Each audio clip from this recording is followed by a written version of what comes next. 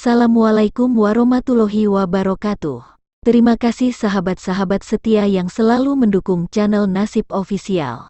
Bersama dengan Ustadz Adi Hidayat, kita akan belajar bagaimana cara menguatkan iman kita, agar senantiasa terjaga. Tiap iman itu pasti bersanding dengan amal saleh. Ingat kata Nabi, jika Anda ingin menguatkan iman, maka kerjakan amal saleh. Tapi iman ini bisa menurun dengan mengerjakan amal salah. Yazidu wa yantaqis. Yazidu bitta'ah.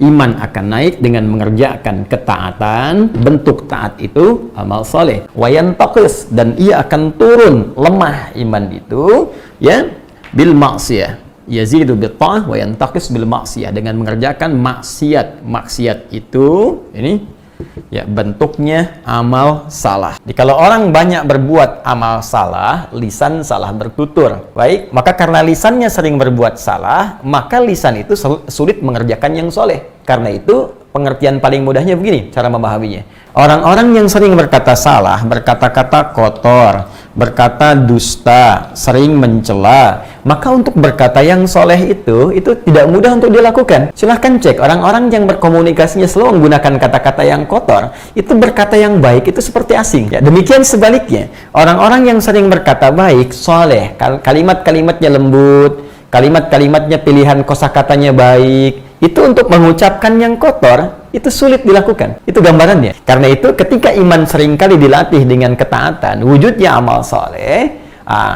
maka ini akan berpotensi, satu, menguatkan iman, yang kedua, berdampak kepada perubahan perilaku.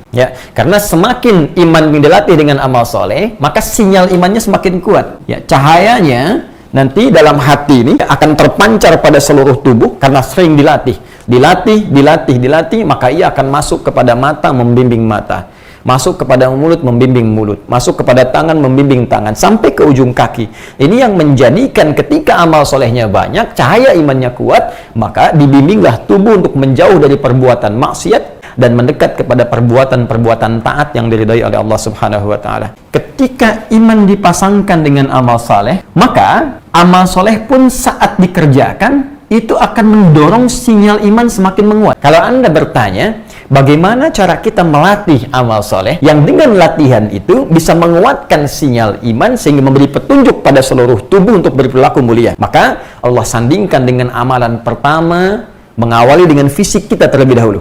Nanti ada amalan fisik, ada amalan di luar fisik seperti harta. Sebelum kita keluar fisik, dari tubuh kita dulu, maka dilatih dengan satu amalan yang tidak perlu mengeluarkan harta untuk mengerjakannya.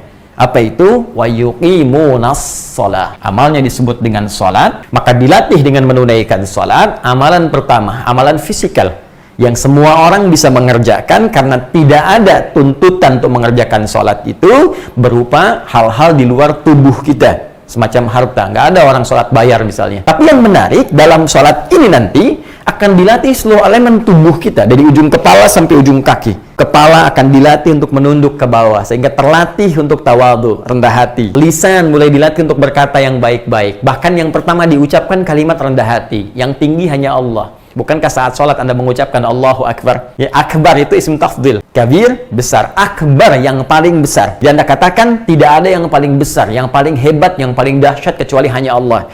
Makanya kalau orang mengucapkan Allahu Akbar dalam setiap sholat, nggak akan sombong. Jadi kalau ada orang sholat, mengucapkan Allahu Akbar, tapi selalu merasa besar, merasa hebat, merasa paling unggul dibanding orang lain, merasa yang paling banyak ilmunya, merasa yang paling tinggi jabatannya. Mustahil orang berilmu yang sholat akan berkata, saya yang paling hebat, yang lain salah semua. Mustahil pejabat yang sholat akan berkata, saya yang paling kuasa, yang lain salah semua. Mustahil pedagang yang sholat akan takabur dengan hasilnya ketika dia menjadikan Allah sebagai Tuhan yang paling agung. Ini baru lisan. Belum nanti sampai ke ujung kaki. Kaki kita dilatih untuk tunduk, ruku, sujud. Dan amalan pertama untuk melatih kekuatan sinyal iman ini dimintakan oleh Allah menunaikan sholat supaya nanti sinyal iman kita itu semakin menguat dan memberikan pancaran kepada seluruh tubuh. Karena itu, jadi apapun Anda sebagai hamba Allah dalam kehidupan, entah itu seorang pejabat, entah itu birokrat, entah itu pengusaha, ataupun ustadz, ataupun apa yang bisa kita kerjakan selama baik dalam kehidupan,